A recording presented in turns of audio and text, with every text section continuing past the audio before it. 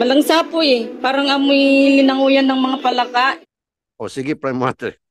Kayo uminom ng mga tubig ninyo. Tingnan natin. Prime Water yan! Yan, Prime Water! Naging balasubas ang serbisyo at nalugi pa yung local water district ngayon.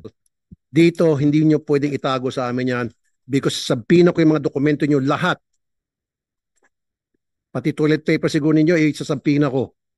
Ngayon lang kaya, Engineer Cruz, lahat ng mga kulay tulad nito, galing sa Prime Water, bago ipa-testing sa mga laboratory, inumin mo muna. Ikaw muna mag-test. Palagay mo, sir. Di ba, sir? Kasi pumapasa rin lang eh. Kayo nagbigay ng accreditation doon sa laboratory na yun, kung anong pangalan laboratory na yun, pinasa, edi, umpisa nyo muna para kapag sumakit yan mo tapos pinasa nila, edi, matik, motopropyo, sisibakin mo agad yung accreditation nila. Entiende? Sarcastic lang ako, sir, kasi pikon na ako eh. Maraming nagkakasakit ng mga kababayan natin, and yet, wala pa kayong ginagawang action motopropyo. Sasabihin, wala, yung project namin.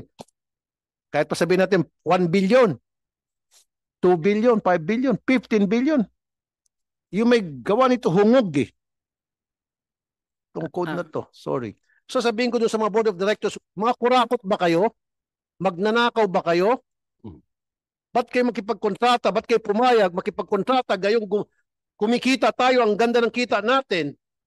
And yet, kayo papayag makipagkontrata dyan sa Prime Water, ang dami ng reklamo, laban dyan. Sana man lang, inimbestigahan nyo ang Prime Water kapag gumawa lang kayo ng simple investigation, kahit na siguro nagtitinda ng mani dyan na bata, sa palengke, pwede yung utusan, kayang-kaya eh.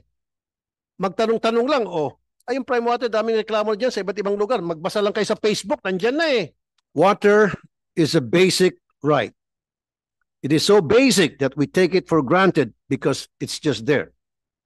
Pero kung mawalan ka ng tubig sa inyong tahanan, lahat ng bagay ay apektado. Pagluto, pagkain, pagligo, paglaba, at paglinis. Halos lahat ng gawain ay kailangan ng tubig. Napakalaking pasakit, mawalan po ng tubig. At ito po ay ang realidad ng milyon-milyon nating mga kababayan. According to the United Nations Sustainable Development Goals, all nations must ensure the availability and sustainability management of water and sanitation for all by 2030. Yet many of our kababayans are left high and dry. Marami pa rin ang walang access sa ligtas at tuloy-tuloy na tubig. Araw-araw, silang nagigising ng maaga para mag-imbak pa ng tubig. Naghihintay ng rasyon. O kung may tubig man ay kulay putik ang lumalabas. Before anything, let us try to understand our water utility systems. Ideally, the government to agencies such as our local water districts should be able to provide safe and reliable water across the country. However, the reality is that many water districts lack the financial capacity to upgrade their water system. This is where joint venture agreements or JVAs come in, and a private water provider will bridge this gap as it contributes expertise, investments, and capitalization, creating what should be a win-win solution for improving water services. Yun po dapat. Pero sa halip na malinaw na tubig, malabong serbisyo ang dumadaloy sa gripo ng ilan nating mga kababayan. At bumubuhos na reklamo naman ang natatanggap na aking opisina. Unfortunately, this is not a new issue. Hindi pa po ako senador. Marami na po akong natatanggap na reklamo sa aking programa tungkol sa serbisyo ng tubig ng mga private water providers, lalo na sa Prime Water. Nandito po tayo ngayon upang tugunan ang problema ito sa tubig na mismo ang ating Pangulo nung nakaraang SONA ay pinag-utos ang investigasyon ukol dito. Prime Water affects 16 million consumers in our country. There are 75 local water districts that entered into a joint venture agreement with Prime Water. Yet, instead of making waves of improvements, these JVAs left the consumers stranded in drought. In reviewing these JVAs, we saw that Prime Water has committed over 100 billion pesos in project costs, most of which are allocated for capital expenditures to improve water services in each water districts. Kaya naman, bilyong-bilyong loans ang kinuha ng Prime Water. At siyempre, susuportahan ng mga bangko ang sustainable project. Dahil ang tubig ay basic right. But here is the question. Saan napunta ang mga loans na ito? Naramdaman ba ng consumers ang pinangakong investment sa kontrata? Let us look at the numbers. Ayon sa Commission on Audit, ito ang mga water districts na hindi naramdaman ang ipinangako ng capital expenditure o CAPEX ng Prime Water. Sa Metro Surigao Water District, 904 million ang planned CAPEX sa unang 5 taon. Pero pagkatapos ng 5 taon, 62 million lang o 6.86% ang accomplished lamang. Sa Cabanatuan City Water District, 262 million ang na-accomplish out of 716 million. Sa Panabo Water District, 50 million out of 644 million. Sa Santa Cruz Laguna Water District, 144 million out of 518 million. Tagaytay Water District, 130 million out of 1.2 billion lang ang natapos. At dahil dito, ang nagdusa ay ang ating mga kababayan. I hear the problems of our Filipino people loud and clear. These are not sensationalized news reports or attacks against a company. Hindi po. These are real, everyday struggles that ordinary Filipinos endure every single day. Hindi na mabilang ang reklamo na natanggap natin mula sa programa hanggang dito sa Senado tungkol sa bulok na serbisyo ng Prime Water. Walang sapat na supply, mahinang pressure, walang abiso kapag may interruption. At ang tubig na lumalabas sa gripo ay malakulay, burak. Minsan ay mabaho pa. Ang ating mga kababayan, imbis na makatulog ng maayos, ay gumigising na 3:00 na madaling araw para lamang makapag-ipon ng tubig. Ang masaklap pa, patuloy silang pinagbabayad ng singil kahit wala namang supply ng tubig. Para mas makita natin ang tunay na kalagayan, may inihanda po kaming video na magpapatunay sa mga reklamong ito. Comsec, show the video please. Saan ito, Burak? Lintik na tubig na yan. Ang lalaki ng mga bill namin. Tapos ganun lang dang. Sagan ka na talaga na crime water dahil ay grabe na, todo na ang pahirap ninyo. From those videos, we saw the quality of the water. And the big question is, would you even dare to drink that? Kahit gamitin panligo, many would be reluctant to use. Under the JVA contract, Prime Water promised full compliance with the Philippine National Standards for Drinking Water. Yet, even after 5 years into these contracts, cities like Tagaytay, Tres Martires, and Lucena, Quezon remain non-compliant, having failed to renew their water safety plans or WSP acceptance in violation of DOH Administrative Order 2014-0027 and LWUA Memorandum Circular 010-14 until the Local Water Utilities Administration or LUA reviews and DOH accepts the WSP. Safe drinking water cannot be guaranteed. In San Fernando, Pampanga, households are experiencing dark brown sediment-filled water, raising health concerns. However, tests conducted by Prime Water indicate that it meets the Philippine National Standards for Drinking Water. O sige, Prime Water, kayo uminom ng mga tubig ninyo. Tingnan natin. Consumers from Sorsogon City and San Jose del Monte, Bulacan, point out that before the JVA, they could drink directly from their faucets. Noon yun. Nung mag-take over ang Prime Water, wala na. They will not even dare. Prime Water promised uninterrupted 24-hour water supply. Pero 3 a.m., nagigising ang mga kababayan natin para lang makahanap ng paraan magkaroon ng tubig. Ina-adjust ang buhay sa night shift na supply ng tubig. Pati ba naman ang pampublikong paaralan gaya ng Barihan Elementary School sa Malolos, Bulacan ay walang tubig bago ang magpasukan noong Hunyo. In La Union, water availability is only 18.48%, which is why business and tourism are negatively affected. And when Prime Water assumed operations in July 2016, it committed to deliver 15,800 active service connections by 2021 and 2020 and 22,500 by 2024. However, there are currently only 8,458 service connections. Mas kumonti po kaysa sa service connections bago ang JVA. Ganun po talaga nangyari. Bago ang JVA, napakaganda po ang serbisyo ng iba't ibang local water district. Pero nung pumasok ang Prime Water, naging balasubas. Anyari.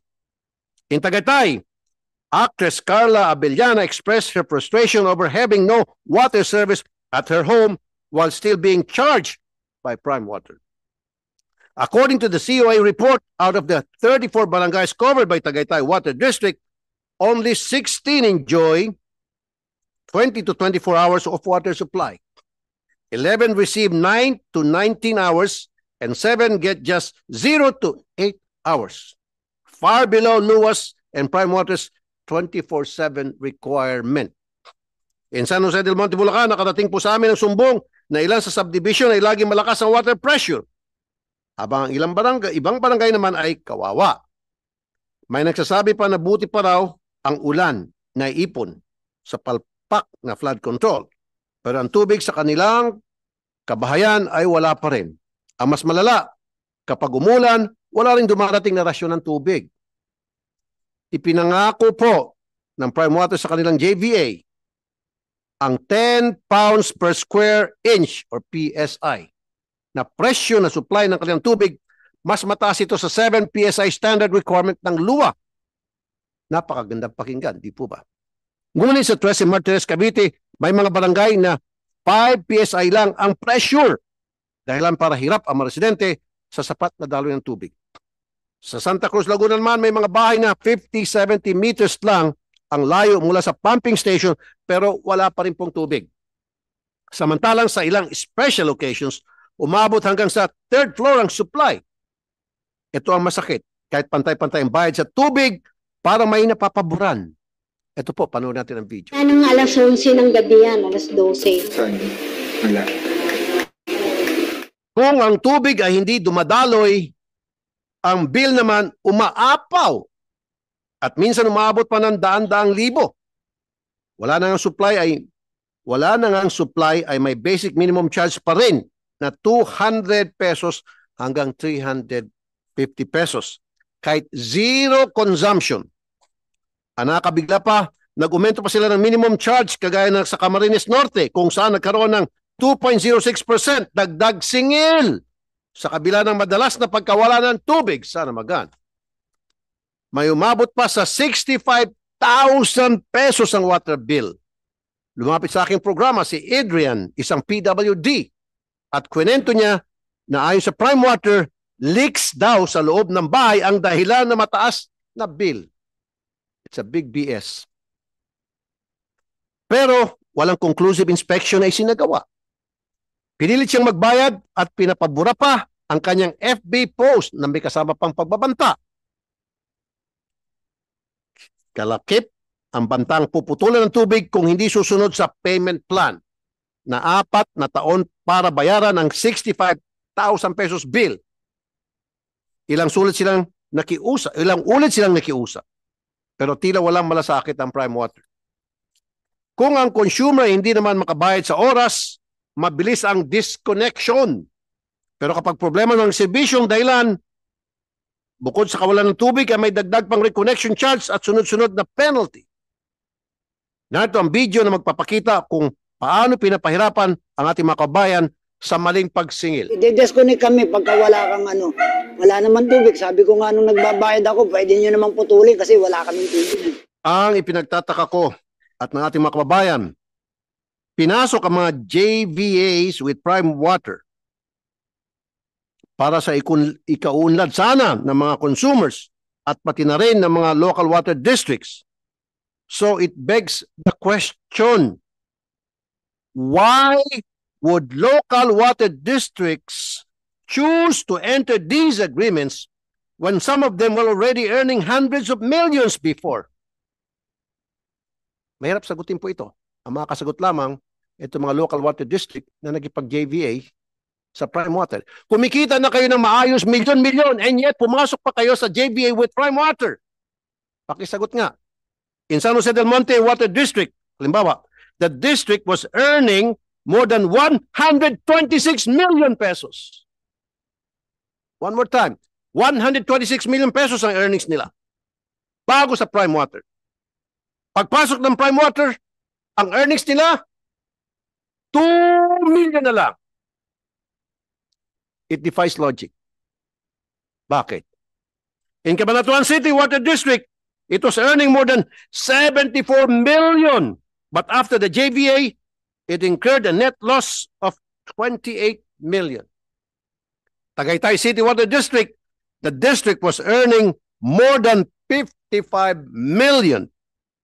But after the JVA, they posted net loss of 12 million. Para bang nakipag-JVA kayo para magpalugi. In Quezon Metropolitan Water District, earnings of over 34 million before the JVA turned into a net loss of 4 million after the agreement.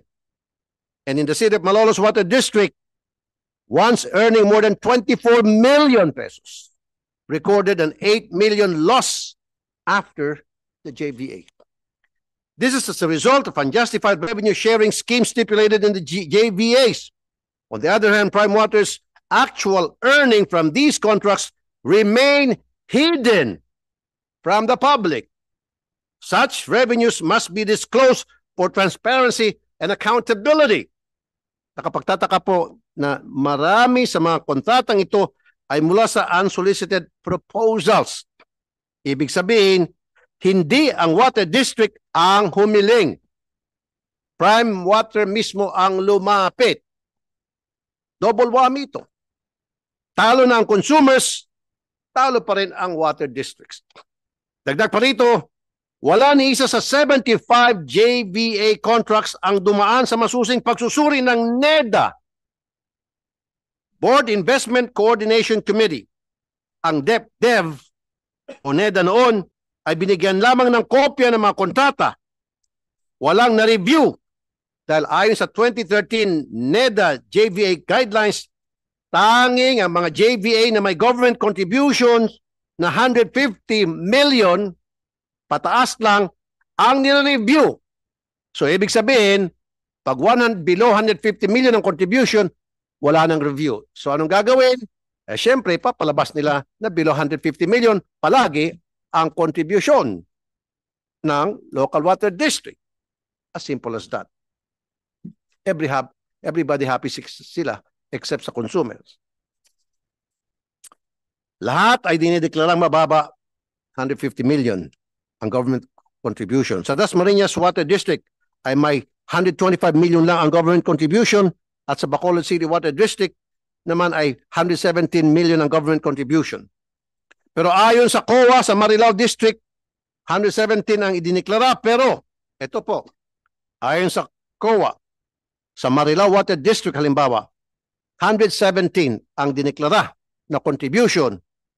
Pero 212 million ang totoong halaga ng government contribution. Siguro ito mga taga local water district kaya lang maparusahan at managot din dahil nagkikipagsabuatan sila sa kabalastugan.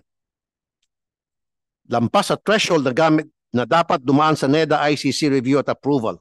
O nga naman, hindi ba't ang contribution ng mga local water districts na ito ay ang kanilang existing facilities na ngayon ay gagamitin na ng Prime Water? Kung sa San Jose del Monte nga, halos isang treatment plant pa lang ang nagkakahalaga na ng 120 million pesos. At talo at tatlo ang kanilang treatment plants. Gayunpaman, hindi pa rin ito dumaan sa NEDA ICC review. Mapapaisip ka, iniwan na sa mga local water district at private water service provider ang pagtransaksyon ng mga apektadong nagkakahalaga ng daan-daang milyon hanggang bilyong piso. Paano nakalusot ang mga ito? Samantalang ang patubig ay isang public utility. Public means Filipinos must be aware of the contracts that affect their daily lives. Hindi dapat tinatago sa publiko ang mga kontrata na ito. Are these JVCs confidential? Big no. Under the Public-Private Partnership or PPP Code, the failure of local water districts to submit executed contracts and project documents to the PPP Center is Prohibited Act. Punishable. Ito, maraming makukulong siguro dito. Mga taga local water district. Sigurado ako. Punishable by imprisonment and a fine ranging from 1 to 5 million pesos. Medyo malit nga lang, pero at least may makukulong. Moreover, these contracts, at may papainan, should be published on the PPP Center's website and respective water district websites. Confidentiality clauses cannot override the law. Kaya panawagan ng mga consumer sa La Union at San Jose del Monte, Bulacan, gawin nyo ng public ang kontrata. But whether you like it or not, ipapasabi ko ang kontrata ninyo.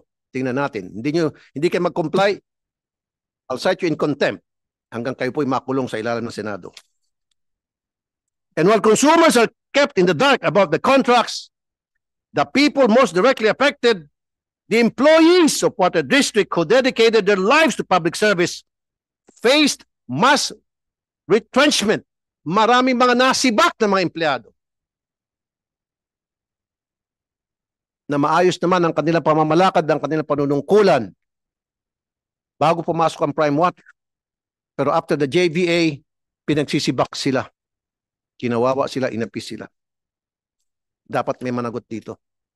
In 2020, over 400 employees were retrenched following the privatization of Bacolod City Water District. 59 of these employees who were illegally terminated filed a complaint before the Civil Service Commission, or CSC. The CSC ruled in their favor, ordering the reinstatement and back wages. But 5 years have passed. Justice remains only on paper, as the CSC ruling has yet to be enforced. So ibig sabihin walang ngipin itong ipinalabas na order ng CSC. In Metro Zamis Water District, the number of employees dropped from 111 before the JBA to only 10 permanent staff after the implementation. In Tarlac City Water District, regular employees were reduced from 188 in 2013 to just 10 by 2016. And these are only numbers from 3 water districts. Paano pag sinama-sama yung natirang 72? Libo-libo pong mga empleyado sa iba't ibang local water district ang nasibak nang sila po ay nakipag-JVA sa Prime Water. Why were these employees not absorbed when Prime Water claims to pour millions, even billions into these JVAs? This contract should have created more jobs. Dapat nga, mas maraming trabaho na create nito dahil more investments na infused ng Prime Water. Pero hindi po, baliktad eh. Nababankrupt na yung local water district na sibak pa ang kanilang mga empleyado. Isa pang problema sa Prime Water ay ang daang milyong nawawalang kita dahil sa leaks, sirang tubo o maling pagbasa ng Metro na tinatawag na non-revenue water or NRW. Kaya kung mabilis sisihin ang consumer na may sirang tubo o leak, pagsingilan na, kumusta naman po ang mga tubo at pasilidad ng Prime Water? Lagi na lang ba ang consumer ang may sala? Ang standard na non-revenue water ayon sa LUA ay 20%. Pero Marilao, 46% na ito. Sa Subic ay 40% at San Jose del Monte, Bulacan ay 35.34%.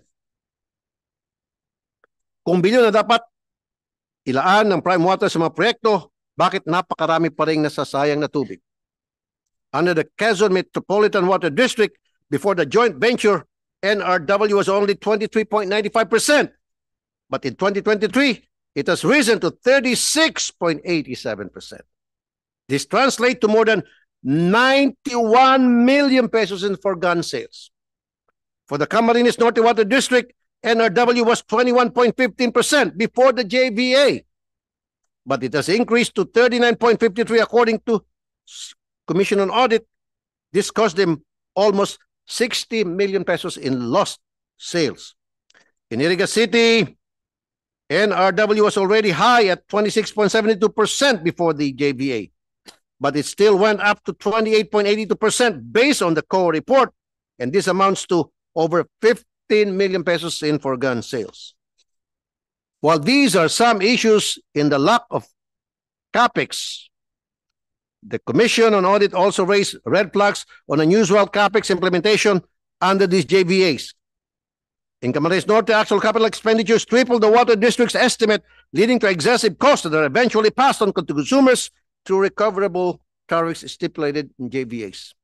In Santa Cruz, Laguna, the declared CAPEX lacked essential documentation, no bills of quantities, no program of work, no detailed costs, no receipts, making it impossible to validate accurately. This raises serious questions. Is this not a breach of contract? If so, should damages or penalties be imposed?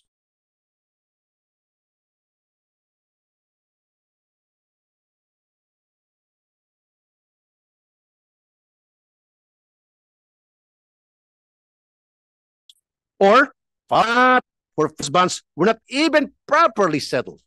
Under the NEDA rules on joint venture agreements, a minimum performance bond of 10% of the private sector's participating contribution is required. However, Prime Water failed to meet this requirement in several cases. First, in Sorsogon City Water District, Prime Water only posted 10 million, while the required amount was nearly 160 million pesos. Paano ito nakalusot? Sorsogon. Then for Dasmariñas Water District, a bond of just 9.5 million pesos was posted, far below the required. Ito na. Nakakasakit ng ulo. Magkakamigraine po kayo rito. Ang bond na required sa Dasmariñas Water District ay 775 million. Pero ang bond na pinost lamang ay 9.5 million. Ulitin ko one more time. Ang required na bond ay 775 million. Pero ang pinost lang ay 9.5. Kali. Also, the 13 Martires City Water District, Prime Water only posted 3.9 million compared to the required bond of 219 million. Milyon-milyon piso po ang pinag-usapan natin, pero nasaan na nga ba ang capital improvement?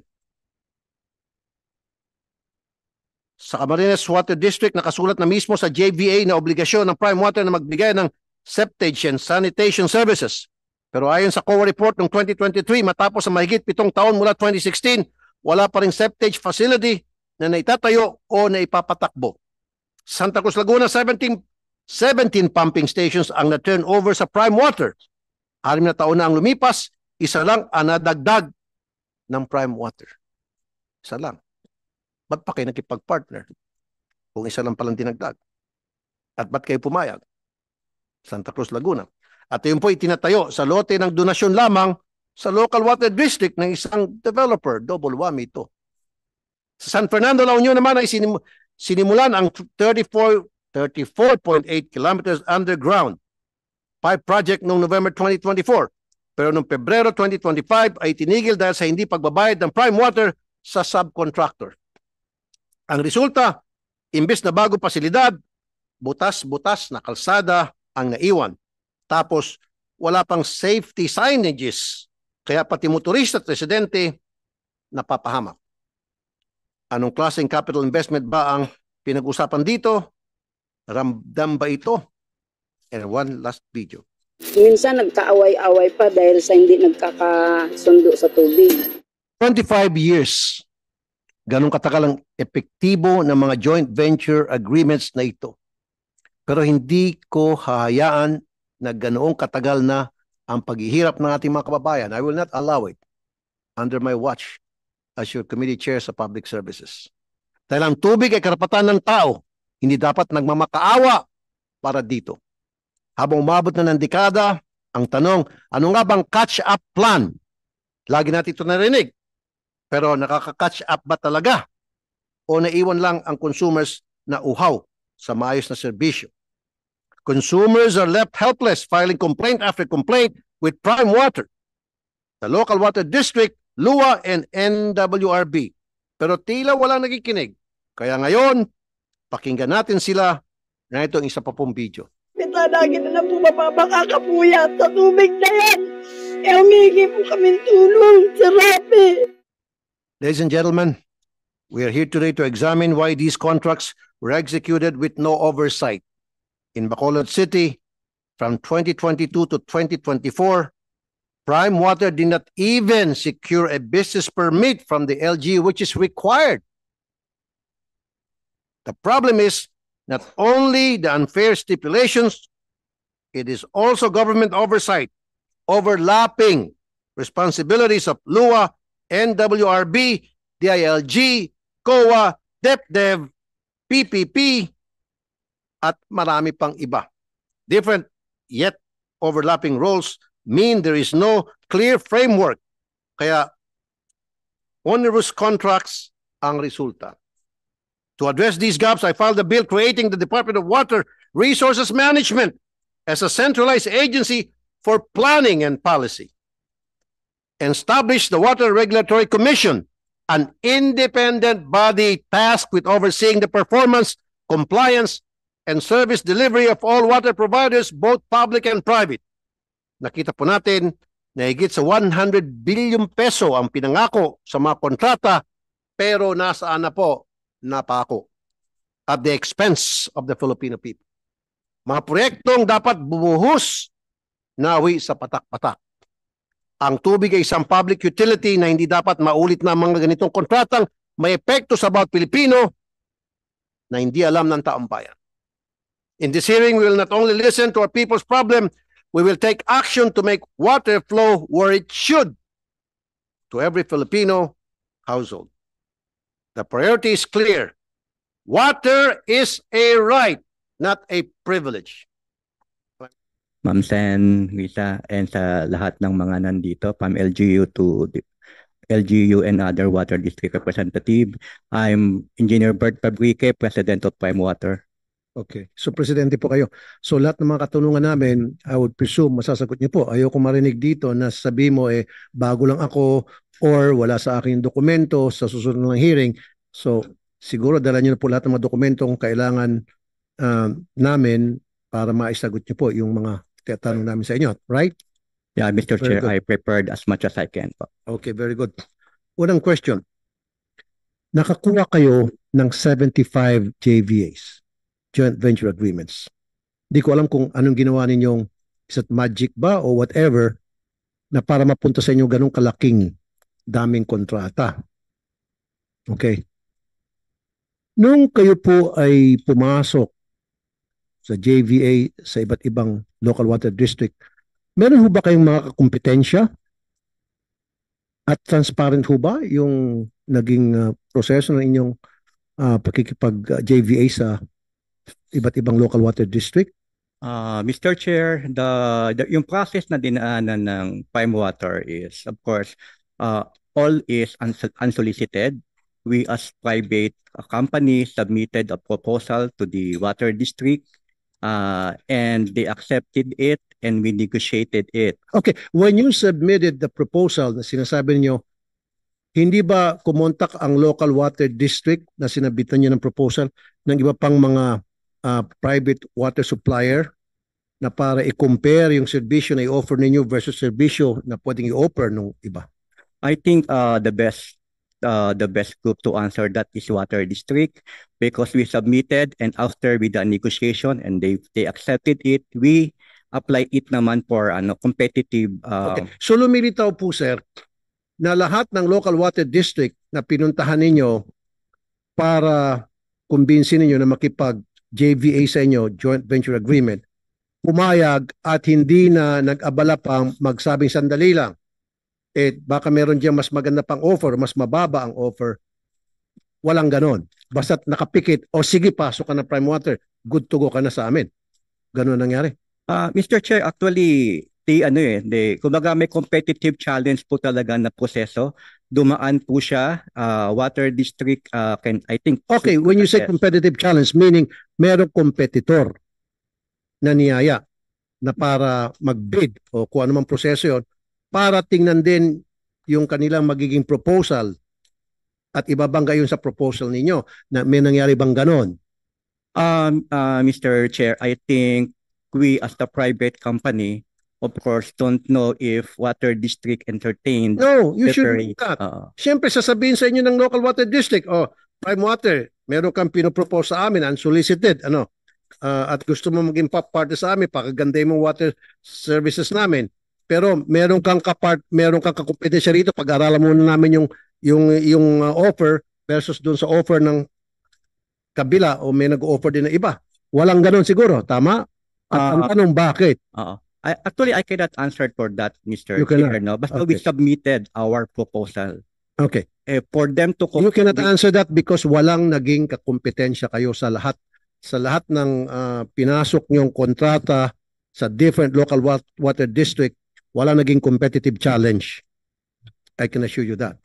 Kaya hindi mo masagot-sagot. Ako na sumagot. Now, ang tanong, sige, maraming mga local water district, bago kayo pumasok, maganda ang serbisyo. Kumikita. Pero nung pumasok kayo after ng JVA ninyo doon sa mga local water district, naging balasubas ang serbisyo at nalugi pa yung local water district na yon. Huwag ka muna sumagot. Example, Metro Surigao Water District. Nangako kayo na in the next 5 years, nung pag-sign nyo ng JVA, kayo ay magpa-pump in ng 904 million pesos na investment. Nakalagay sa JVA, huwag ka magsinungaling. Ipaot mga lahat na siguro. May I request all the resource persons physically present to please stand? Nangako nyo na investment ninyo dito sa local water district na Metro Surigao Water District. 904 million in a span of 5 years. Pero bakit hindi po na-fulfill yan? At pagkalipas ng 5 years, 62 million lamang ang na-invest ninyo. At ito ang dahilan kung bakit napakabad ng service. Bakit, sir? Anong nangyari? Okay. Kasi Mr. ang estimated project niyan, cost PPPP is 3.55 billion. Alam niyo po yan. Sige po, pakisagot lang.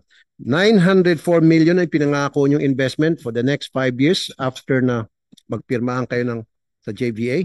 Pero ang na-deliver niyo lamang ay 62 million. Ang laking discrepancy po ito. Why?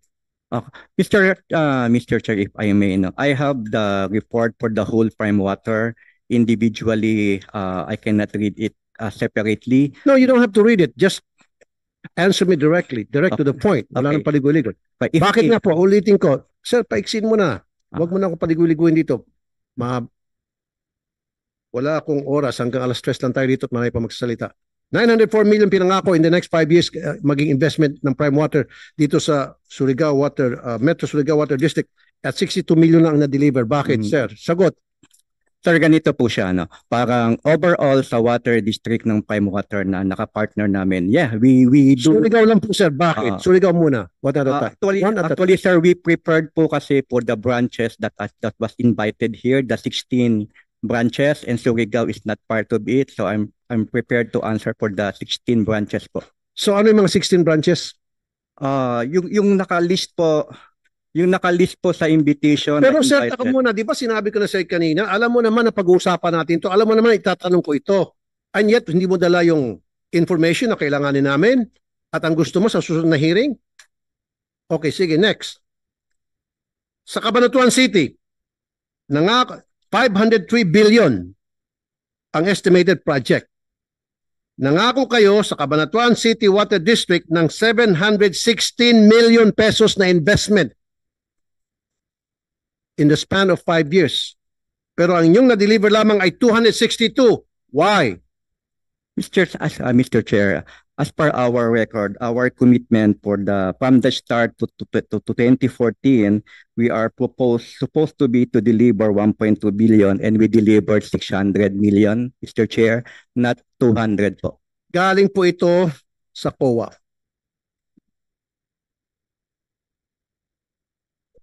Alam mo, sir, matagal nang hiningan kayo ng mga dokumento ng iba't ibang agency para tingnan kung kumusta na po ang inyong performance, pero palagi nyo tinatago at ayaw nyo pong ilabas at sinasabi nyo confidential. Dito, hindi nyo pwedeng itago sa amin yan because sabihin ko yung mga dokumento nyo lahat. Pati toilet paper siguro ninyo, isasabihin ako. Tingnan natin kung anong tigas mo dito. Next. Panabo. Tagaytay Water District. 1.2 billion ang pinangako ninyong investments. In the next 5 years, nakasaad doon sa JVA. Pero ang na-deliver nyo lang is 120 million. It goes on and on and on and on. Halos sa lahat. Halos sa lahat. Ang dami nag-terminate because of that. Ang dami na. Nag-terminate na contract because of that. Panabo Water District, 644 million. Halos kalahat, more than half a billion. 644 million ang inyong ipinangakong investment. Okay? Sa mga susunod na 5 taon. Pero ang inyong na-accomplish lamang ay 50 million barya. Isa pa. Santa Cruz Water District, 518 million pesos ang inyong pinangako na investment ninyo. Kaya pumayag sila. Uy, napakaganda, sabi nitong Santa Cruz Water District. Pikit mata, pumayag sila kasi ang laking offer nyo eh. Gaganda nga talaga ang serbisyo kung ganito. More than half a billion ang inyong i-infuse na capital. Sino ba naman local district, water local district hindi papayag? Pero nabudol sila. Ang inyong dineliver lamang ay 144 million. Ang dami niyo po nabudol. Local water district dahil hindi nakapag-deliver ang prime water. Pero ang CST, hindi ka nagpo-post ng ban, hindi yung exact amount na nakasada pa sa kontrata. Required na ban na ipo-post way below. Yes po, sir. So bakit niyo pinayagan yun? Ba't nakalusot yun? They were supposed to post bonds, pero parang ginagawa nila is annually. And when the time that the water districts try to get the bond, usually expired na or ayaw, basta may conditions po, ayaw ng bonding company magbayad. So, nangyayari po, hindi po nakaka-claim ng bond yung mga water districts po. Nung makipag kontrata kayo sa mga local water district, JVA, nakapaloob sa halos lahat na kontrata ninyo, na-absorb nyo yung hundreds and hundreds of those employees ng local water district. And yet, ang ginawa nyo, once nakapirmahan na, niretrench nyo, hindi nyo na-absorb at pinagsisibak nyo. At merong order ang CSC kasi yung ilan sa kanila pumunta sa CSC, nagreklamo. Sabi ni CSC, illegal termination yan, ibalik. At hindi nyo binalik, nagmatigas kayo. Why? Mr. Chair, most of the question is leading into legal issues kasi could you allow me to call our legal counsel? Then call your legal counsel right now, right here. Mr. Chair. Ngayon na. Pero wag ka umalis sa tabi niya. Magkatabi kayo. Ayan na, si Attorney Vincent Jonas, you're the legal counsel of Prime Water? Hindi po. No. Sir, excuse me, Attorney. Mr. Chair, I just want to make a reaction to what the OJCC said, and of course to what Prime Water said a while ago. Yes, sir. I am the chairman of Quezon Metro Water District, servicing Lucena City, Tayabas City and Pagbilao. Okay, sir. Go ahead. Tama po lahat yung sinabi ni Mr. Chair kanina, yung nakita natin sa video. So I do not have to narrate kung ano ang aming naranasan sa Quezon. Ang nabanggit po yung ng OJCC yung pre-termination process. Ngayon po ang Quezon Metro ay nakapag-serve na ng pre-termination process na yung pre-termination ng aming kontrata. Well, yung sinasabi ni Mr. Chair tungkol sa performance bond, kaya ay sa Bisaya. Come on, sir. Okay. So ang operation nyo nila ay Lucena. Oo, doon po kami nag-operate sa Quezon. Pero ang band nila ay sa Cagayan de Oro? Una ay sa Cagayan de Oro, pero kami sa Bisaya. Yung latest ay wari ko Dagupan. Sandali. I'm not mistaken. Tsaka kulang Ba yun? yung amount. OGCC? Is that legal? No, hindi po, sir. Okay. Hindi po. Pero hindi nyo ba na-detecto na meron palang ganong klase mga sistema na Sir, ginagawa ng... Yung pong pre-termination ay napakatagal pong proseso yun. Sapagkat unang-una mag-serve ka ng pre-termination letter, notice, and then merong mechanism pa na so many days will be required na pa to allow the parties to possibly reach an agreement. Kung hindi kayo nag-reach an agreement, pupunta po sa arbitration. Pero very expensive po ang arbitration. Baka it will cost the water district not less than 10, it may be 10 million to 10 million. So hindi po namin, Sir, let me... hindi po namin kaya ang ganun. So, kung ayaw nyo pumunta sa arbitration dahil napakamahal, so anong naging option nyo? Ano pong naging option nyo? Ang aming pong option ay ganito. Kung maaari po ay pumayag na sa amin ang prime na kami lumaya na. Una kami po ay para kayong mapreso, ganun. Dahil ang unang-una po kami po ay hindi makakilos ng ayos sapagkat unang-una po ay lahat ng bagay na kailangan gawin namin ginawa na namin. We sent letter tungkol sa performance part, pinaparnisan po namin ang LUA for the information of LUA, and then yung tungkol doon sa shortage nila sa amin sa usufructuary fee na sangayon sa COA ay dapat dagdagan ninyo dahil lang yung inyong ibinigay na property sa kanila sobra doon sa nakalagay sa inyong JB agreement. So may sulat po kami sa kanila. Copy furnish ang OGCC, copy furnish ang LUA. Okay, sir, ano usual ang na-encounter ninyo na problema each time, hindi lang kayo, pati mga ibang local water district, na nagsasabing gusto na naming lumaya o kumalas sa inyo? Ano kadalasan ang narinig nyong response mula sa Prime Water? Wala po kaming naririnig na positive na pumapayag sila kung hindi parang yun nga, yung huli, nag-submit ng catch-up plan. Okay. Yun po namang OGCC, in fairness to OGCC, pag lahat po yung 7 mahigit na water district na sa private ay lumapit sa kanila, baka po hindi kayanin ng mga abogado sa dami. Okay. In fact, sabi po meron po akong na-receive na letter from OGCC recruiting the water district na kung pwede mag-engage ng private lawyer. Ito na wala kasama ipapayag.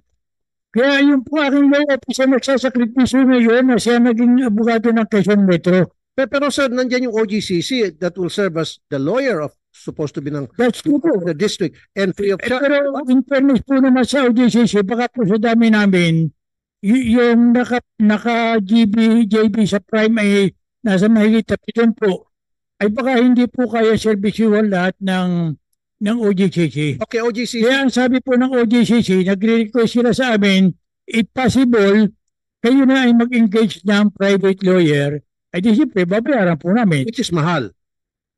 Wala po naman kami pasweldo. Kaya nangyayari po, nasasakripisyo po yung aking law office. Yun po ang abogado ng Prime, ng Quezon Metro. Okay, OGCC, pakisagot po. Yes, sir, Mr. Chair. We request the water districts who are in the pre-termination or the termination stage to, if they can only hire a retainer, an extra retainer, because we can't, honestly, tama po yung sinabi ni sir, we can't absorb all the the problems. Kulang sa tao. Super kulang po kami. There's only one team handling it. Our team. Ma'am, para mapabilis, madaling natin maintindihan. Okay, Yeah. nag-file sila ng termination, Yes, sir. yung isang water district, and dahil sa breach of contract, Yes of po. course, reviewin nyo yung dokumento and all, tutulungan nyo. Saan nagkakaproblema? Saan tumatagal? Tumatagal po, I think, like after, marami po kasing stage. There's the 90-day period for mutual solutions. So it's there where the water district notifies Prime, and then they try to negotiate. Sometimes Prime answers, sometimes they don't.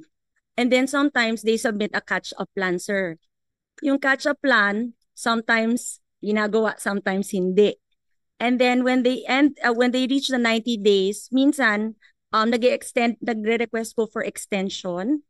So pagdating doon, tatagal na naman. Saan sila humingi ng extension itong Prime After Water? ng 90 days or right Kaya nga, before. saan sila humingi ng extension? From the water districts po. sir. Ano ko sinabi ng water district, ayaw namin extension? So if they don't like, then it's their option if they want to pursue termination po, sir. So if they pursue termination, what's the next step? So ang sa OGCC po, what we've been doing is that we tell them to prepare your financial statements and everything so that we can compute and offer for just compensation.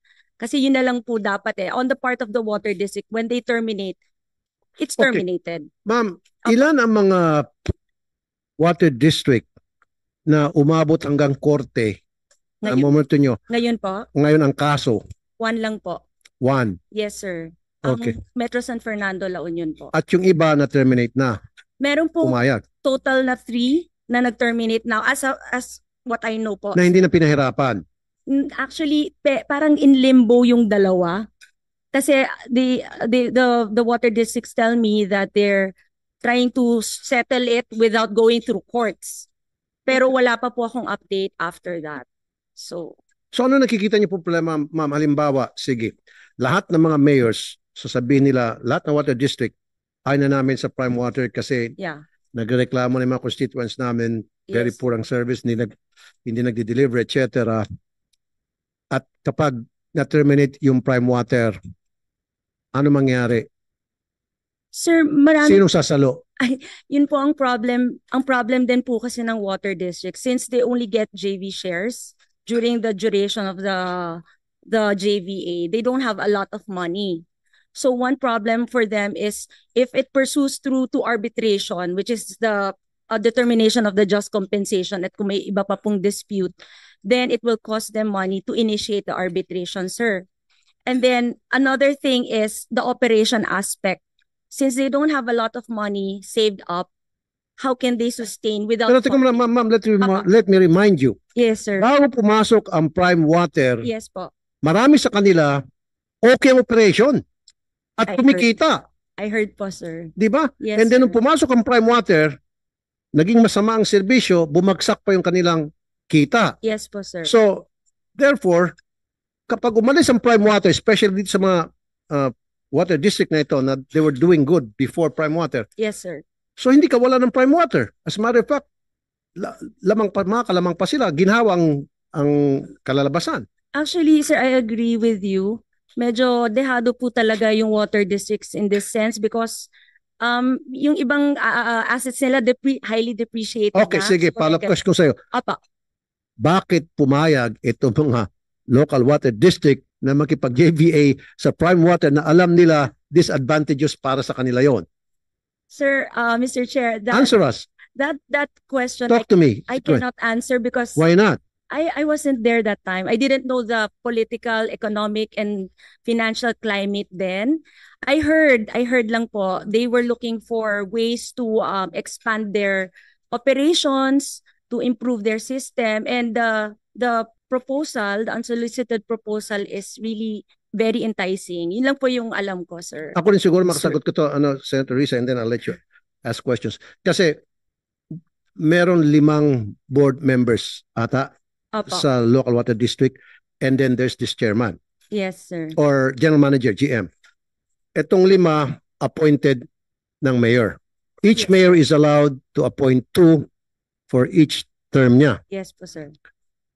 So, karamihan ng mga mayor, itong mga, yung pumapayag muna, ito yung mga nag-appoint. Kasi usually, mga mayor, vice mayor, nagpapalitan lang sila ng misis nila hanggang sa masakop na niya itong 5. Tama? Yes. So, pag nasakop niya itong 5, wala nang kukontra pagpasok ng prime water. Okay? Now, pagkatapos ng term nitong mayor na nakapag-appoint, siya o misis niya o kamag-anak niya, natapos na may natalo siya ng panibagong mayor, hindi na niya hawak itong 5. Tapos makikita nitong bagong mayor na nag-hick house na kami rito, umalis na kayo. Paano niya paalisin? Yung 5, May hindi term. naman niya hawak. Opo. Hawak ng previous mayor. Yes, Parang sir. ganoon ata nangyaring setup. Tama? May term po sila eh. May term po May yung term. board. Opo. So sinasabi mo, Yusek David, tumatanggap kayo ng reklamo mula sa mga consumers na hindi satisfied sa serbisyo ng Prime Water. Ano na po ang nagawa niyo so far? Ano mga na-actionan niyo? Give me an example. Kasi para sa akin, inutil po kayo. Sorry Kasi these people would not come to my show, my radio program, kung kayo po'y gumagawa ng inyong trabaho. The fact na sila'y tumatakbo sa akin by the hundreds na, of course, different households, that means inutil kayo. It's either they don't know of your existence or they know of your existence, pumunta sila sa inyo, hindi nyo kayang i-handle yung kanilang reklamo. Which is which? Mr. Chair, I think, well, number one, the hotline started basically December of last year, no? So implementation 2025. In fairness, I think we have resolved many of the cases. In fact, pinapatawag namin in the case of Prime Water to our offices for a face-to-face dialogue with the complainants. You have resolved many cases. I want you to submit to this committee those cases that you have resolved. Sige po. At anong klaseng resolution ang ibigay nyo? Anong complaint? Give me an example and how was it resolved? Okay, ang pinakamarami naming complaints na natatanggap ay sa 2 lugar. San Jose del Monte in Bulacan and Dasmariñas sa Cavite. Both are under... Okay, ano po yung reklamo nila at paano nyo po nasolusyonan? Ang isang complaint sa ito recent lang kaya natatandaan ko talaga ay isang subdivision, malaking subdivision sa San Jose del Monte na kung saan ang serbisyo nila ay less than 6 hours per day. Okay. Pinatawag po namin ng Prime Water na in charge doon sa kanilang subdivision. Gumawa kami ng plano dahil hindi ito magagawa overnight. Ang report sa akin ay nag-increase na yung water supply ng subdivision. Still not up to par to our key performance indicators, pero nakapag-increase na sila ng supply. I think nasa 12 hours sila ngayon. From what? From how many hours? From less than 6 hours to 12 hours. So nakapag-increase because sa intervention ninyo. That's one So example. kailan po nag-umpisa yung existence po ninyo?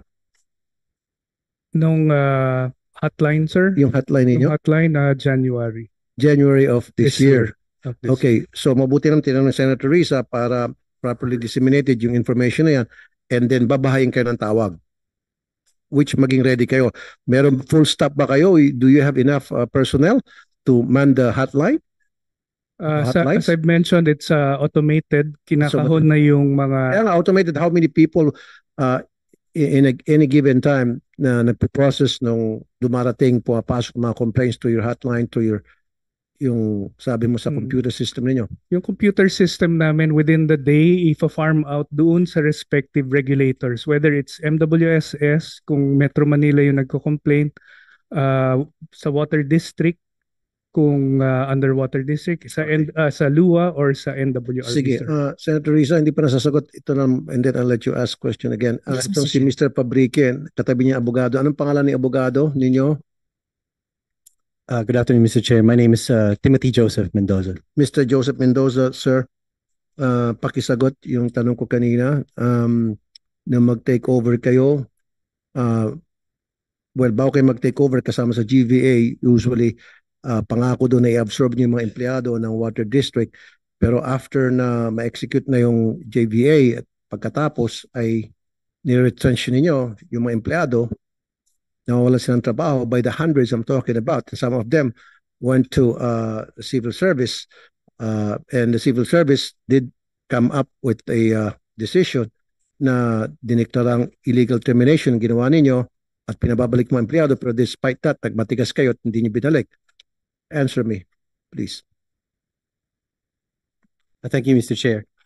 So to expound on the provisions of the joint venture agreements, there is correct a commitment on the part of Prime Water to absorb the employees once Prime Water takes over operations, but the option to join Prime Water is actually an option on the part of the employee.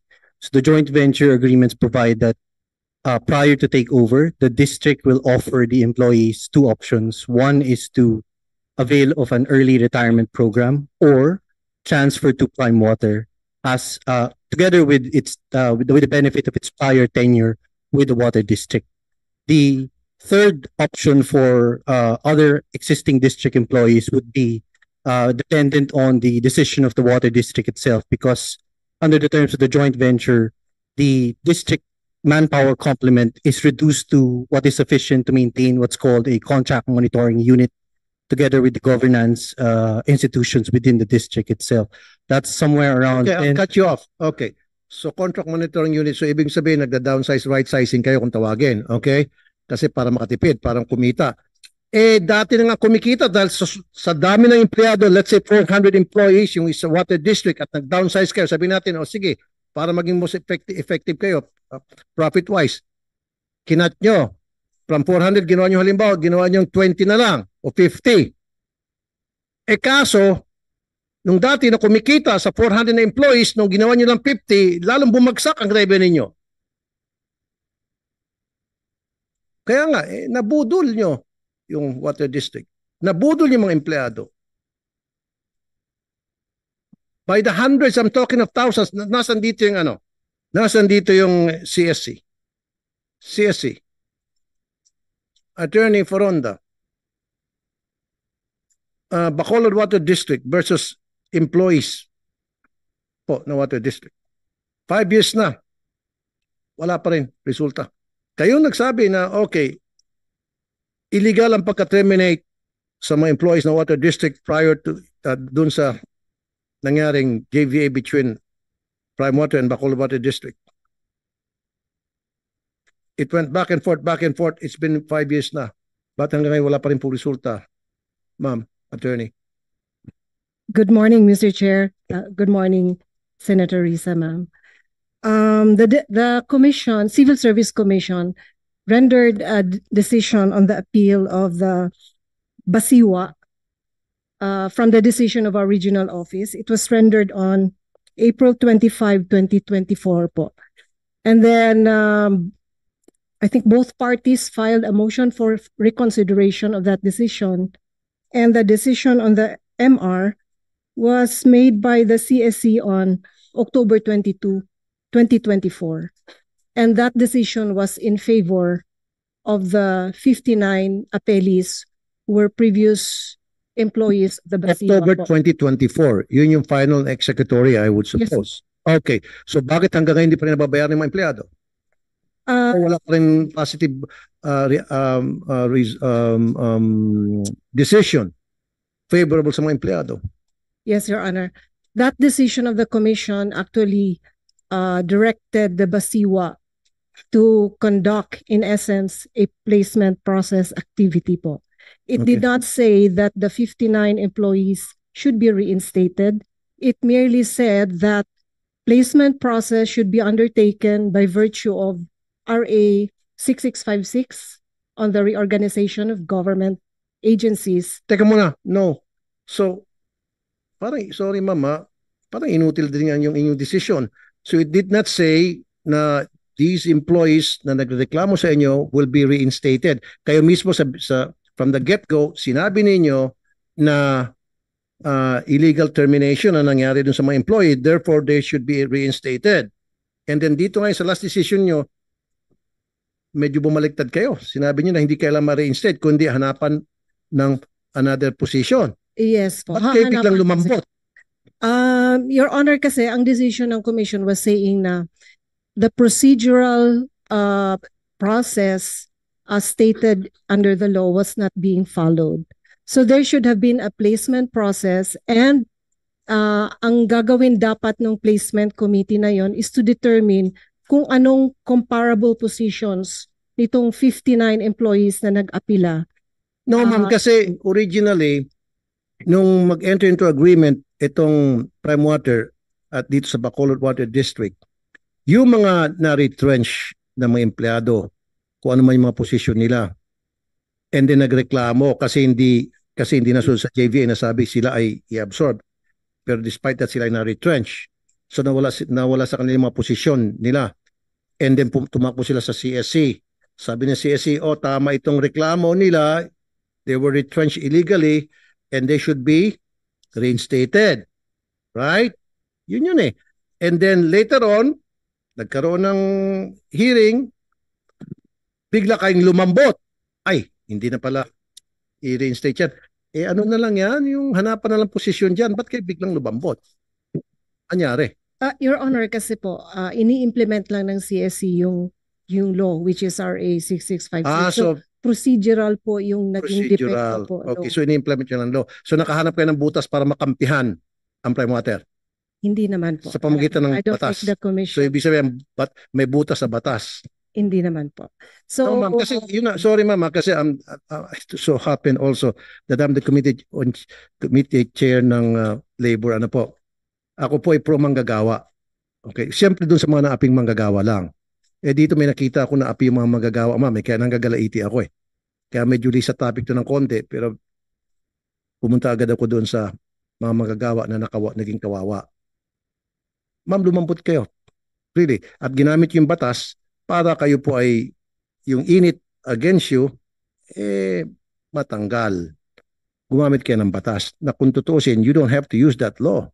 And you can just tell them na yun yung decision namin na sila ay maibalik sa kanilang posisyon because sinabi niyo from the start doon sa JVA na sila ay ma-absorb.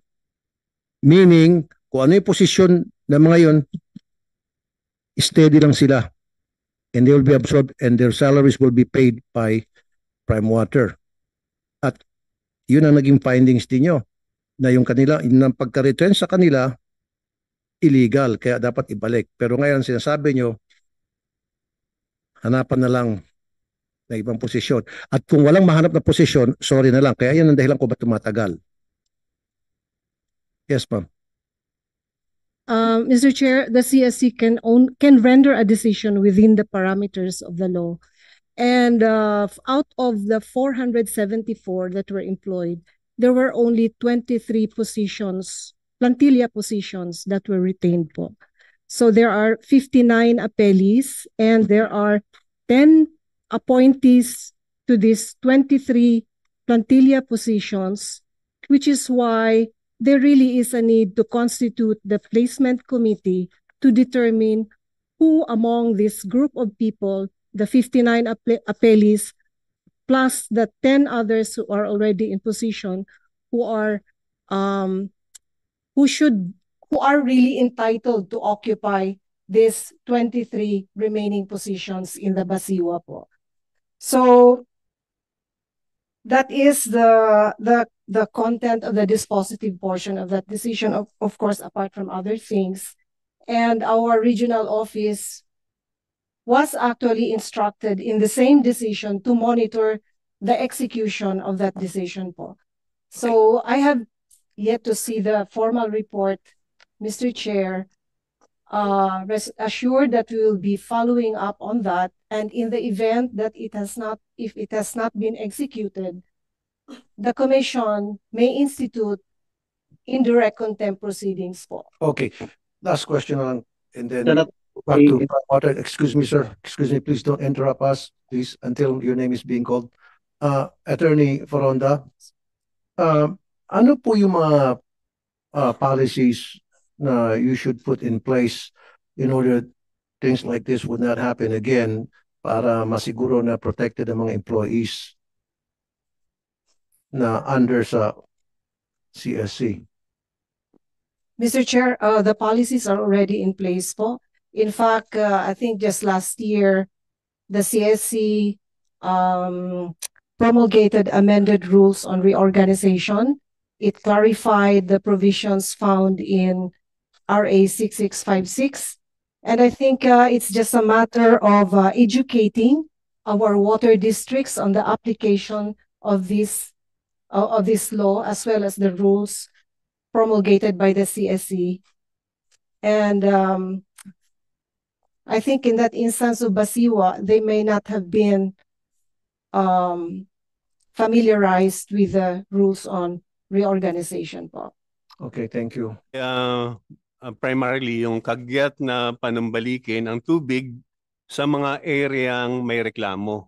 Kailangan po kasi natin talaga ng tubig na, ngayon na. Tapusin yung mga mapaminsalang JBAs, lalo na yung prime water na matagal nang inireklamo ng mga LGU, water district at consumer. Ikalawa po, ibulgar ang lahat ng JBA contracts at maraming salamat po at sabi ninyo ay ipasabpina na po ninyo. Kasama ang mga annexes at iba pang dokumento.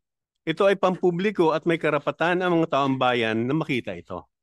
Ikatlo po, siguraduhin ang representasyon ng mga consumer sa lahat ng investigasyon at proseso kaugnay niyang JBAs. Kasi po napansin namin yung investigation po ng LUA hindi po pinapaalam sa publiko. At ikaapat po, magpatibay ng malinaw na patakaran laban sa privatisasyon ng tubig at iba pang serbisyong panlipunan. Makasingit lang. So, thank you, Senator Riza. They don't want to make it public, the investigation being conducted by LUO?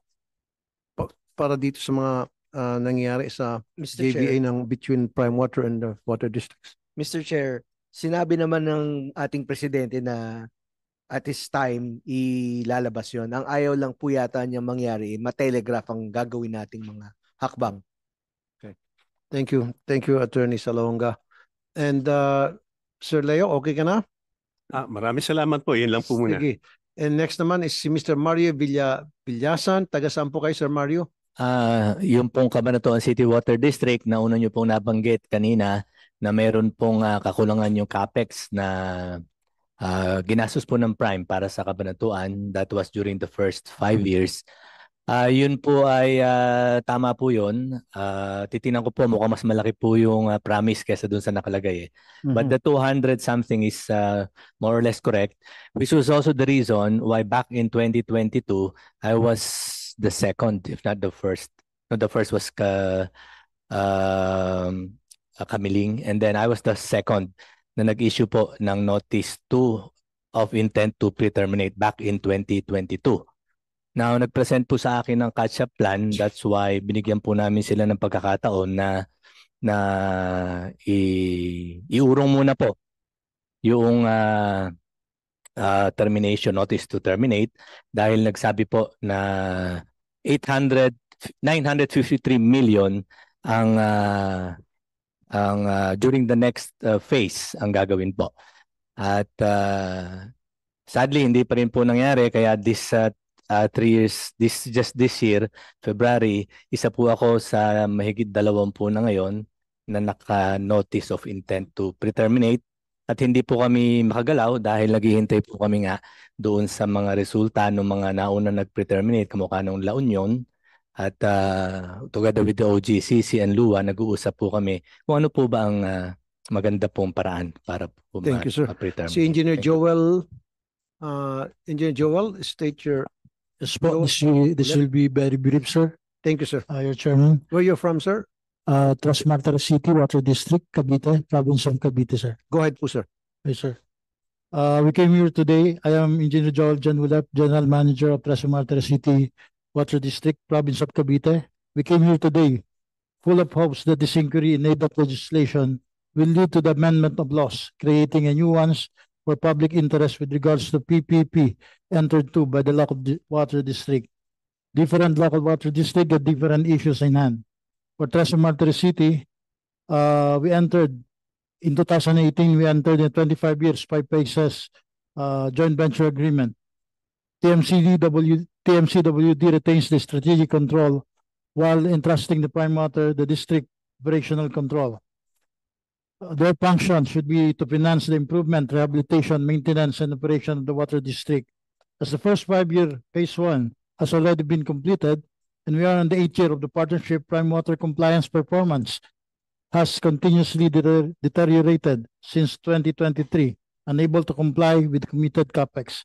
Those insufficiency has caused the partnership a significant loss, as our non-revenue water has increased to 49% in the last 2 years, and the KPI has not been met. This has led the district to augment the maintenance and repair works and implement infrastructure project, both procured and financed by the district. For the action taken, we had received an audit memo from COA and a possible notice of disallowance as informed. But I cannot just point a finger and bark at Prime Water. We had to do something for public interest. We have a good relationship with the Prime Water branch for the operation. But as the district, as the strategic control, we have to step up to solve concurrent issues. As the previous Prime Water has said, we know the problem, we know the solution, but the finance and budget is not for us to decide. Even the Prime Water's president, Engineer Bert, has no control of the finance, as collection from the branches are collected by the central office and budget releases are to be approved by the principal, not a common business practice for a huge conglomerate. If only the district collection is managed separately and stays with the branch, this will be sufficient to run the JB, with remaining to amortize the loan and still profit. With this, we seek your help for the following: amendment of the law and empowerment of LUA to have a regulatory oversight of the PPP entered to by the local water district, same as the power vested to Energy Regulatory Commission for power facility that will. Okay, issue sir, can I permit of interrupt? Yeah, that's exactly what we already discussed, Yes. na bigyan po ng more power ang LUA para mag-oversee at mag-regulate dito sa nangyari transaction between the The second, local- sir, is the. Sir, can you Ah, catch okay, up? Kasi I only have 15 more minutes at meron pa Okay, ata tayong mga iba magsalita. Unless, pakisabi na po anong pinaka-gist ng inyong reklamo, pinaka-palaman. We just want Prime Water to comply with the obligation or go to mutual agreement to terminate. Thank you, sir. So yung hindi niyo pa po nababasa, pwede niyo po pakibigyan lang sa COMSEC para yan po isasama namin pagdating sa TWG, pag-uusapan po natin Okay. yan. We already submitted. Thank you, sir. Thank you, sir. Sunod naman si Engineer Eduardo Tejada. Engineer Tejada, sir. The floor is Sir, yours. Mr. Chair, good afternoon. Kami po sa Sorsogon City ay 8 years na under Prime Water. And sa ngayon po, ang pinaka-latest na review namin, 2024, 15% lang po doon sa mga service obligations ang compliant. Yung 23 po, partial compliant, the rest non-compliant. So we're praying po na through this committee, yung mga water district po na sabi nga ni Sir kanina gusto na makalaya, ay makalaya na talaga. So we're also appealing sa LUA. Sir, we had a meeting regarding that report na ibababa nyo. And we're waiting for that, sir. Now, Mr. Chair, with that, thank you po. Thank you, sir. Now, andito ba si Mayor Florida Robes or meron siyang representative? Okay. From San Jose del Monte, Bulacan, Rizaldi Mendoza pala. Yes, Mr. Chair. Mr. Mendoza, Magandang go ahead, hapon po. Attorney Mendoza, sir. Yes, sir. Narito po ang pamahalang lungsod ng San Jose del Monte. Kasama po ang sangguniang panlungsod. Ako po ay city administrator. Gusto lamang naming iparatingin sa committee ito, Mr. Chair, na ang aming kagustuhan na simula't-simula pa ay bago pa magkaroon ng pandemic and all, kami nag-iimbestiga na tungkol sa kakulangan ng compliance ng Prime Water taliwa sa sinasabi ng ating ibang kasama sa San Jose del Monte, ang ating pong congressman din, Rida Robes, ay gumagawa na ng mga pamamaraan para nga matigil na itong Prime Water na ito. isa po rito yung kanyang mga speeches na sinasabi na makikita niyo naman to. This will be can be seen in Facebook post po na talagang tiningnan namin, nag-foresight na po ang pamahalang lungsod ng San Jose del Monte na sa laki ng kanyang populasyon, yung kakayanan ng ating water district that time. Maybe they have achieved some awards, marami pong nakakuha sila ng award nung araw, pero yung foresight na lumalaki po ang populasyon, mabilis na paglaki ng populasyon ng lungsod ng San Jose del Monte, maaaring nakita ng board of directors na kinakailangan nila ng joint venture. We do not know that. The wisdom of the joint venture between Prime Water and the then board of directors na hindi pa naman kami kasama ay nandoon na. Ngayon, gumagawa po ang aming pamahalaan ng mga interventions. Nakita na namin na may mga problema ng kakulangan ng supply ng tubig. Gumagawa ho ang pamahalaan lungsod ng mga intervention katulad ng pagbili ng mga water lorry, pag-distribute, rationing, na yung problema ng ng Prime Water ay sinasagot ng pamahalang lungsod. Ang complaints ng mga mamamayan ng San Jose del Monte, agahan, tanghalihan, napunan ng aming mayor yung complaints about the water crisis ng ating So in short, Attorney Mendoza, so okay sa inyo na i-pre-terminate yung contract? we have always support the pre-termination of this contract already. The Sangguniang Panlungsod, it already, sir? the Sangguniang Panlungsod has already issued a resolution of no objection for the pre-termination of the joint venture agreement between the local water district and the... Attorney Mendoza, let me Yes, ask you sir. this. Yes, So, Mr. Chair. who was the mayor at that time noong nakipag-enter into an agreement with Prime Water, ang local water district ninyo? Gayon, sabi nga kanina nitong Mr. Calejete na number 1 kayo sa quality water service sa lahat ng local water service, the whole country. Numero 1 kayo. At ba't pa nyo kailangan pang makipagkontrata sa Prime Water? Sino yung mayor na yun at that time na pumayag? The Prime Water and the San Jose Water signs a joint Sir, direct to the point, please, sir. Sino March po yung mayor? 15, 2018. It was Mayor Arthur Robes. Okay. Mayor Arthur Robes was the mayor since 2016. So what made him decide na makipagkontrata sa Prime Water? Gayon, top-notcher kayo pagdating sa bibigyan ng serbisyo ng tubig sa lahat ng local water district all over the country. You don't need Prime Water. Ba't kayo nakipagkontrata pa? Hindi po. Were you already sa City Hall at that time? Personally, I was not yet in the City Hall during that time. Hindi ko kayang matanggap or siguro lahat ng mga nandito ngayon. Anong nangyari? It defies logic. You're making a lot of money and number 1 kayo sa listahan ng nagbibigay ng good service sa inyong mga consumer bilang local water district all over the country many years in a row, and yet sabi nyo unsolicited Prime Water came in. Yes, Prime Water come in, magkontrata tayo. Hindi nyo na kailangan ng Prime Water because you were doing good. Mr. Chair, it is not the local chief executive's decision. It was the board of directors' decision to enter into an agreement with Prime Water. I know, pero sino yung nag-appoint nung, kasi 5 yan eh, so kuha niya ng 2. So sino nag-appoint ng 3 pa? Kasi majority voting yan, di ba? Oh. During those times, Mr. Chair, yung mga board of directors na yun was not appointed by Mayor Arthur Robes. Hindi naman lang question. Kasi kung ako yung mayor, trust me. So sabihin ko doon sa mga board of directors, mga kurakot ba kayo? Magnanakaw ba kayo? Ba't kayo makipagkontrata? Ba't kayo pumayag? Makipagkontrata, gayong kumikita tayo, ang ganda ng kita natin. And yet, kayo papayag makipagkontrata dyan sa Prime Water, ang dami ng reklamo, laban dyan. During those times, Mr. Chair, wala pa namang reklamo eh. Ang ating... 2018. Yes, sir. The joint venture was entered into 2018. Sagot pa, 50, sagot pa, may dami ng reklamo sa Prime Water. Don't tell me you were born yesterday.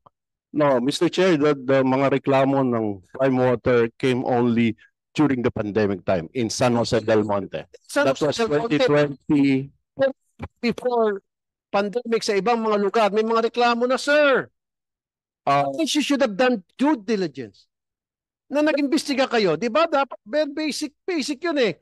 Ito pumapasok sa amin, Prime Water, gusto mo ikipag-tie up sa amin, mag-JVA sa amin. Let's do a basic investigation. During this time, You did not do that? ang aming pong pagkakaalam nung panahon ng 2018 bago pumasok ang joint venture, yes, we admit that there are awards given to the district. Bago sana kayo nagipag-enter into an agreement JVA sa Prime Water, pero kasi at that time okay na kayo, maganda ng performance ninyo. Sana man lang inimbestigahan niyo ang Prime Water. Kapag gumawa lang kayo ng simple investigation, kahit na siguro nagtitinda ng mani dyan na bata sa palengke, pwede niyo utusan, kayang-kaya eh. Magtanong-tanong lang, ay yung Prime Water, daming reklamo dyan sa iba't ibang lugar. Magbasa lang kayo sa Facebook, nandyan na eh. Yun nga po ang dahilan, Mr. Chair, kung bakit. At alam ko kung bakit.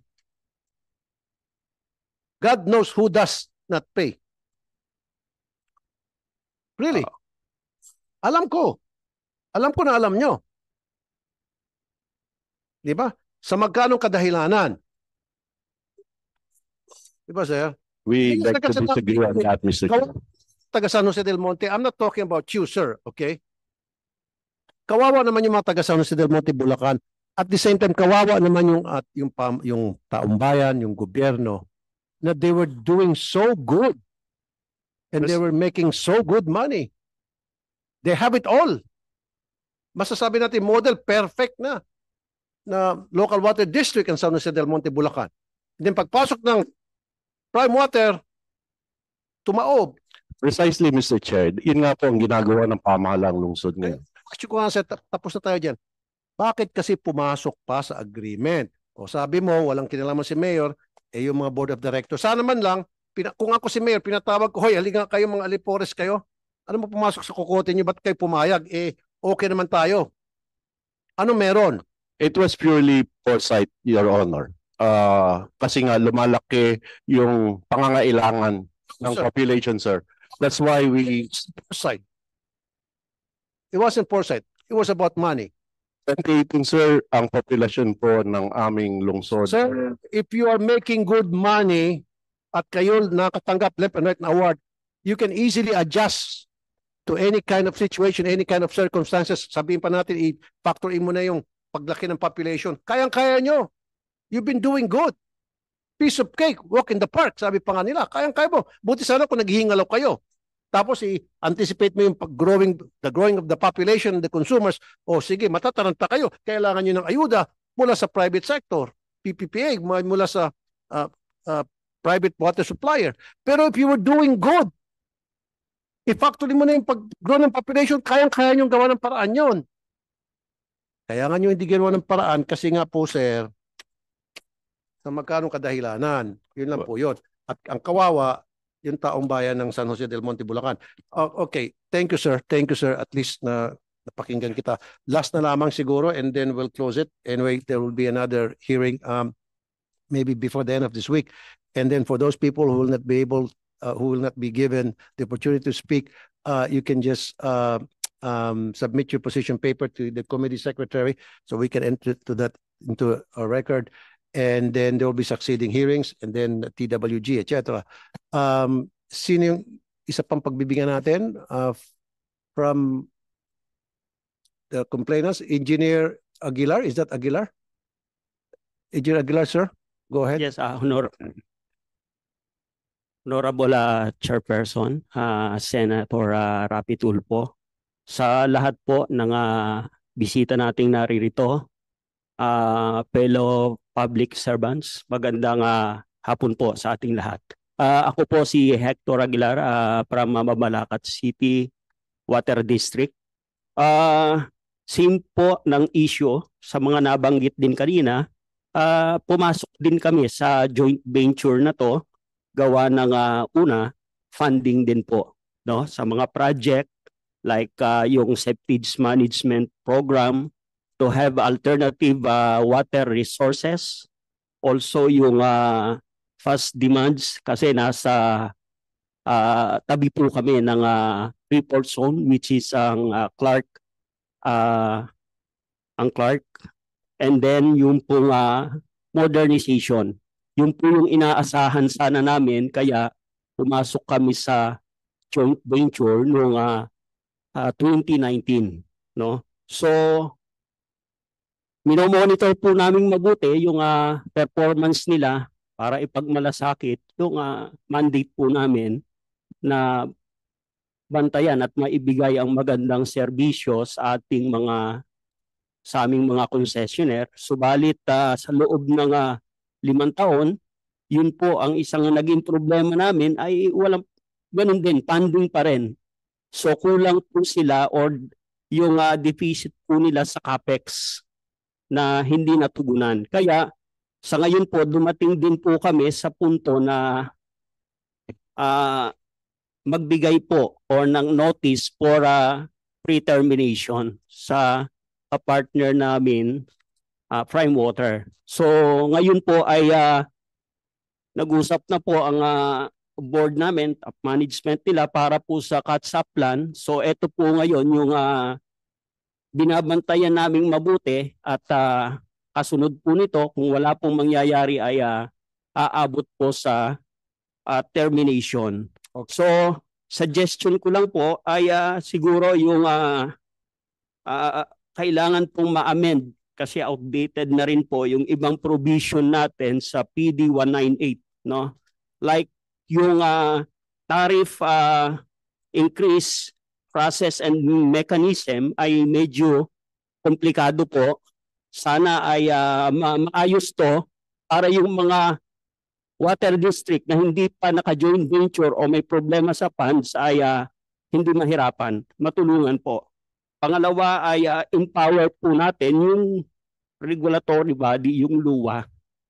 So ala pong nabago sa identity namin kahit nag-joint venture na po kami, we still, kayo pa rin po yung regulatory That's body precisely namin. why we are here, because I filed a bill yung sa Department of Water para ma-streamline yung mga regulations at mga agencies concerned na pwedeng mag-oversee, mag-supervise, mag-review lahat ng mga kontrata pertaining to the local water district and Prime Water or any private water supplier now would like to have a JVA with the local water district. And I would like to apologize dun sa mga hindi makapagsalita kasi we're really running out of time. In 5 minutes, magkakaroon na po kami ng session dyan sa plenary at ayaw ko naman po marka ng absent. Engineer Chris, unless kung 1 minute, okay, 2 minutes. Otherwise, I'll cut you off, sir, pag sumobra ka ng 2 minutes. Good afternoon, sir. Just a quick recommendation lang po. Maybe this committee can help us actually regarding lalo dun sa mga water district na nag-file na ng mga pre-termination and termination, maybe this committee could help us to suspend the water permits of Prime Water and bring back us the operation. So, ang sa amin po kasi, ang target namin, maibalik muna namin yung tubig as soon as possible sa aming concessionaires. Yung ating pong pinag-uusapan, meron na ho kami, ready na kami, may full documentation na po kami. Ang nire-request na lang ho talaga namin is the support from the national government para matulungan kami at hindi lang kami ma-isolate, localize, para hindi kami ma-filean ng TRO. Para kung sakali ho, makabalik sa amin yung operation, alam naman na ho namin na solusyon, kaya namin ibalik agad yung tubig sa tao. Okay, sir, your recommendation will be studied and of course in consultation with some stakeholders, and then we'll get back to you, of course, sa susunod na hearing. Pag-uusapan pa rin natin yan hanggang sa magkaroon ng TWG at hopefully maipasa po yung bill na akin pong idinraft, sinusuportahan, at sana po makakuha tayo ng maraming suporta sa iba't ibang agency natin pamahalaan, maging sa aking mga colleagues. So for now, notices and invitations for the next succeeding Meetings will be sent accordingly. There being no other matters for consideration, this hearing is hereby suspended. Thank you,